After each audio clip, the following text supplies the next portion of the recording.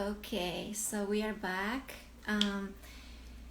So we are having a conversation today with my second guest. Her name is Berta Hernández. She's connecting from Mexico. And we have been talking about the Balinese classical dances. She's a dancer that started into the art world since a very young age. And she has been sharing with us the her experience learning classical dances in Bali. And let's wait a little bit until she connects, and we will continue with this interview. For those who are joining this conversation today, I have Berta Hernández. She is a dancer. She started her career as a ballet dancer and then a contemporary into contemporary dance, and then she got a scholarship from the government of Indonesia to study Balinese dances. And she was just telling us that she studied for 1.5 years, and then she went back into Indonesian dances later on. And right now she's working into solo projects, and also she's working also into in different companies like Tari Bali Mexico and other companies. And a couple of months ago, when I organized an event in Facebook Live, and it's the Encuentro de Arte Escénico de Asia, and that's how I met Berta. So we are going to continue with this live. Both videos are going to be in my Instagram account in the live series, so you can share this later. And so Berta was telling us about the first experience in Indonesia, and I was sharing that I am very interested in learning from other women about their experiences traveling alone, not only to a different culture, but a different continent, very far away from Mexico. So Berta, what was your experience being alone and knowing, like, probably not even speaking Indonesian at that time, no? No, I was, don't yeah. Indonesian. Was really strange, but there are a lot of people that speak English or Han, like me. So they always come to want to talk with you, and was strange. But the people, I think, wanted to communicate and try it. No, so even if I was kind of alone, the people were curious, so I can communicate with signs or whatever. And also there I find friends from all around the world. That was really, really nice. So I didn't feel so alone for real. As a woman, maybe it's strange because the people in Bali like to approach all the time and ask questions. And also because at that time I was at my 20s, and for them at your 20s, if you are a woman, you must be married with children. And they always ask me, oh, where is your boyfriend? Why you're not married? And why did you don't have kids? And I was like, what are you doing here? You know, it was like, I'm studying Balinese dance. And they were like, okay, why? Because maybe they like that the people come to study dances and everything about Bali, but they don't understand that people could be alone, you know, and travel alone. They always think in community and family. So I think it's strange for them, and them get curious about it and ask a lot of questions. Yeah. And how, like, did you get to know different teachers of dances in Bali? Like, how was your experience learning the dances themselves? Like, did you go to university and then you travel also in the island, and did you get to know different villages and different teachers? Yes, at the beginning I went to school, and then I met another friends from Japan, from Japan, Czech Republic, and I have this Japanese friend, and she showed me some out of her teachers. So that's I studied with teachers in the school that they was really nice, and they are my teachers. I love them. And then with Hisano, my friend, he bring me to Batuan, bring me to Ibu Partini, that is another teacher. And then I start to find more teachers. Also, my friend Ivan from Mexico, he take me to Mecaruana, that I think is a good place for studying, because I love them, because they try to find the antique music and dances and try to make a recuperation. So I love the gamelan also. It sounds really nice. So yes, you can find what do you like, and go to the places.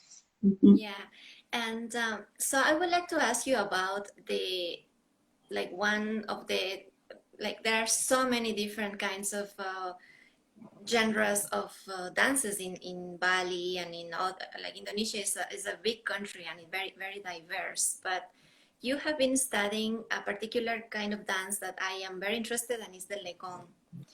And for those who are connecting right now, Berta is a classical Balinese dancer. She's from Mexico and she has a background of ballet, contemporary dance, and of course she had an experience living in Indonesia in the island of Bali for a year and a half, and then she has been in touch with the Balinese culture still from Mexico. She works with different projects, so we are having a very short conversation with her today. So tell us about the legong dances. How can you explain to somebody that doesn't have any idea in general of Balinese dances and specifically about legongs? Yeah, that's difficult. Legong dance is like a big group of dances, and that they are danced with gamelan. Gamelan is the orchestral um, music arrangement for Balinese music, but this gamelan in specific is the old gamelan. So the sound is like sweet, maybe, because all the instruments are metal and drums and the gongs. So they make like this polyphony that is, I don't know, it's like too much, maybe for us that if you never listen Balinese music, maybe it's too much, But this music, in special for legong, is kind of sweet, kind of little low, and really elegant and fine. So the legong is the dances that was played at the palace for the kings, or like for a special occasion. It's a difference with the other dances that was in temples and is for a ritual or for offering. This kind of dance is more for telling stories about the kings from Bali, or about animals or legends or stories of Ramayana, Mahabharata. So have this storytelling kind of type. Yeah. Yeah, I don't know. And also the thing with this, with the legong, is that it's danced by the best dancers. So they must have a hard training for those dances. I love them. Yeah. And now that you are talking about Mekar Buana, I think Devi is her name Devi. She's connected Devi. right now. Yes. So Yay, you can say hi to them, and then you got some comments also from some Indonesian friend of mine that he's connecting from Bali. So people are joining right now. And so, yeah, and was it difficult for you to learn these kind of dances when you went to Indonesia from your contemporary background? Was it like a difficult transition to learn a different, is it a different methodology? Do you have to, there are steps? Is it easy, or you have to just basically forget all what you learn and be very No, open? My train helps me a lot for the position or maybe the resistance or the plie, that being really low. But for me, the harder was the music. Yes, because in contemporaries, you're like, how do you feel the music? And it's not a big problem if you are not on time. In ballet, it's different, but ballet is like fours and eights, and you can really listen to the time, and it's not changing a lot. I mean, Balinese dance is changing a lot the time. And also you have to listen to these instruments and and make a difference in your ear. And at the beginning was like, this is like a lot of noises, I can make a difference between the gong and the drum. So that was the difficult part for me. Also, or maybe it's difficult the positions, but it's something that you have to train. I still training. I can't do a lot of things right now, but you just try and go and go and go. And with the body, it's not so difficult, but the music, yeah, it's so difficult, and you have to have both things. It's for the teachers. It's like, you don't know the dance, even if you know the movements. If you are not on time, it's like you don't know anything. That was the difficult part for me. And can you show us like some small hand postures or like some kind of movements, basic things, so people can see a little bit what you are talking about? Yes, Balinese dances are like there is a whole world that it will take a whole life, but Berta maybe can show us a little bit of one of them. Okay. Okay. You told me that you will ask me about Legon, so I prepare my. Yes. I'm going to turn off the comments so people can see you better. I think right now, now the camera is good. So Legon dances are dancing with kipas, that is the pan, and the basic position it's like this. Okay, and I maybe can do some steps, like the beginning of one dance.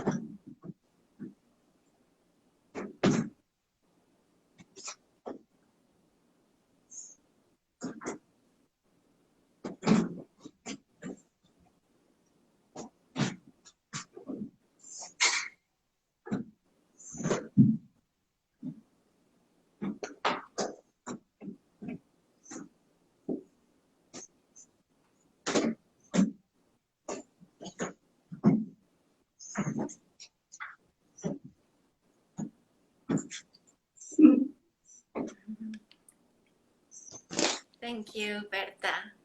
Yes, And as you can see, like every movement, like there is no space for improvisation. Like every movement has like a sequence, like is a kind of fixed kind of sequence of movements. How is it? What? Sorry?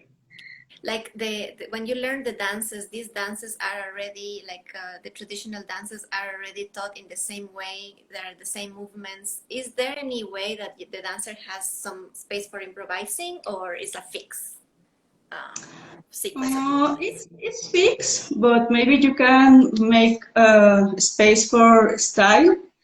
So I saw that some teachers make their own style, changing maybe the fingers a little, or bowing more, or making the position more open, or more down. Yeah. So and also in expression, because we all have different faces, and also maybe you can control more or less or different.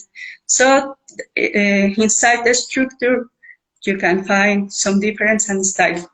Yes. Yeah, and also like for those who are new into Asian traditional dances, Indonesian dances actually they have a lot of like in the West we don't like as actresses or dancers we don't really work with a lot of muscles of our face or different muscles of our body actually, but Balinese dances are very expressive, like especially the eye movements, no? Yes, of course. All this with the eyes that maybe there are more eye movements in dances that is made in 20th century because Legong dance is in 19th century. And all, yeah, like moving a lot the eyes, you know, like, and making a lot of silhouettes. And yeah, that's really impressive and difficult to look in, yeah, your face, you know, like you say like the dances here or the theater don't think a lot about the face, and the Balinese do a lot. Yeah.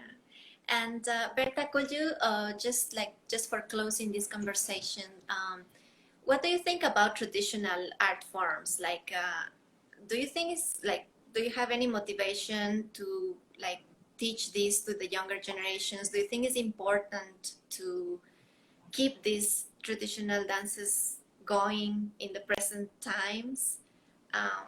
Because like you are pretty young and you could just continue with your contemporary work, but now you are working with both, no? I have seen your projects, it's a little bit of both. But what do you think about traditional dances, especially from Indonesia? Like the younger generation, you say, like I think it's important. Of course, it's more important for Balinese people to maintain the tradition and the dances, but I'm not afraid for them because I think they really know how to, yeah, to get together and to preserve the culture. So I think the new generation, everyone want to dance, and there are a lot of schools. And it's the difference with Mexico. In Mexico, dance is not important. It's not even Mexican dance. We have a lot of traditional dance, but nobody cares. So in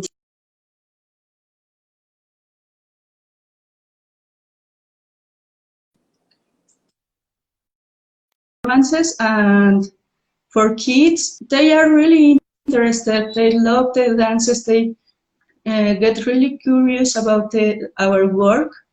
So I think it could be interesting if they learn also. I had the opportunity to teach Mexican kids that was in this school for contemporary dance or ballet or whatever, a lot of arts. It is a public school, so they were like 60 kids that were really interested, and they was follow me, and they was really interested, and I was like, oh, they don't know anything about this. Also, I dance a little before the lesson because I think they don't know nothing, and it's really strange, so they love it. So I think it's really possible to do that, yeah. And I would like to do, of course. Gracias, Berta. And tienes que salir ahora, ¿no? Son las 10:16. Sí. But yeah, so thank you, Berta.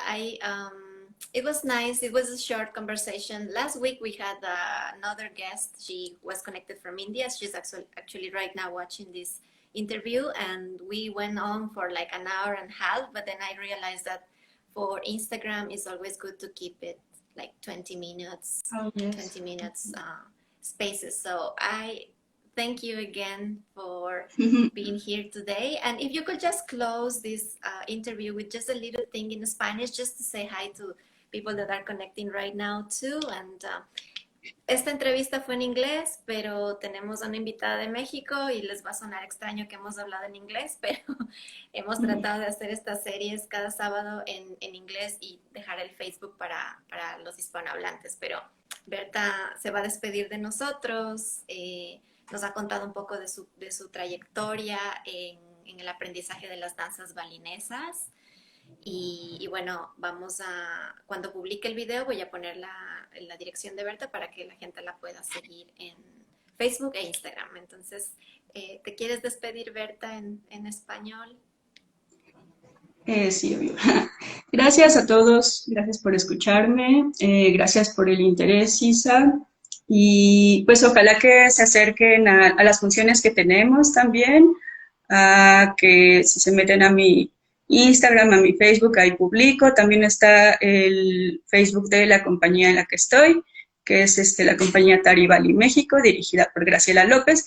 Si nos siguen ahí de por sí, ahorita tenemos eventos online también, y pues ojalá que surja más interés, ¿no? Acerca de las artes de Indonesia, que pues son muy bellas.